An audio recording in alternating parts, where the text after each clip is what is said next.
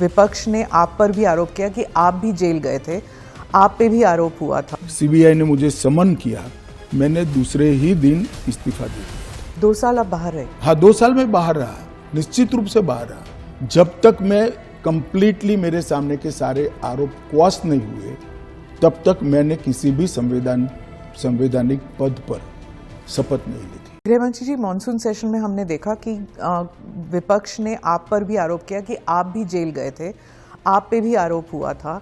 तो जब उन्होंने ऐसा कहा, आपने कहा कि मुझे नैतिकता के बारे में कांग्रेस से नहीं सीखना, उस बारे में आप बताएंगे हमें कुछ? जरूर बताऊंगा। मैंने इसलिए कहा था कि मेरे पे आरोप लगा और जैसे ही मुझे समन आया, अरेस्ट छोड़ दीजिए, सीबीआई ने मुझे समन किया, मैंने दूसरे ही दिन इस्तीफा दे दिया था। अरेस्ट तो मेरी बाद में हुई और केस चला और केस में जजमेंट भी आया कि ये पॉलिटिकल वेंडेटे का केस था और मैं पूर्णतया निर्दोष हूं।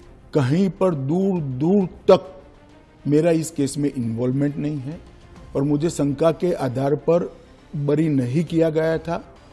मेरे सामने के केस को खारिज किया गया था और मुझे बेल मिल गया था 96वें दिन पर।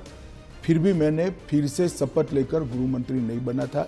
इतना ही नहीं, जब तक मैं कंप्लीटली मेरे सामने के सारे आरोप क्वाश नहीं हुए, तब तक मैंने किसी भी संवैधानिक पद पर शपथ नहीं ली थी। अमित शाह जी, आप बार बार जुडिशरी का हवाला देते हैं, लेकिन उस वक्त भी जस्टिस आफ्ताब आलम आपके घर आए थे आपसे सिग्नेचर लेने के लिए कि आप गुजरात से बाहर चले जाएंगे। ना, ऐसा नहीं हुआ है।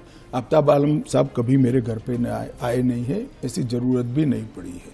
इन्होंने यहाँ रविवार के दिन स्पेशल कोर्ट बिठाकर मेरी बेल एप्लीकेशन को सुना और रिजेक्ट किया?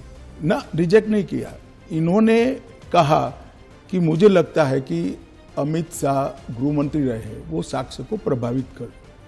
तो मेरी जो वकील थी, इन्होंने कहा कि आपको अगर ये भय है तो जब तक बेल एप्लीकेशन डिसाइड नहीं होता, हमारे क्लाइंट गुजरात के बाहर रहेंगे। भारत के इतिहास में कभी भी किसी की बेल एप्लीकेशन 2 साल नहीं चली।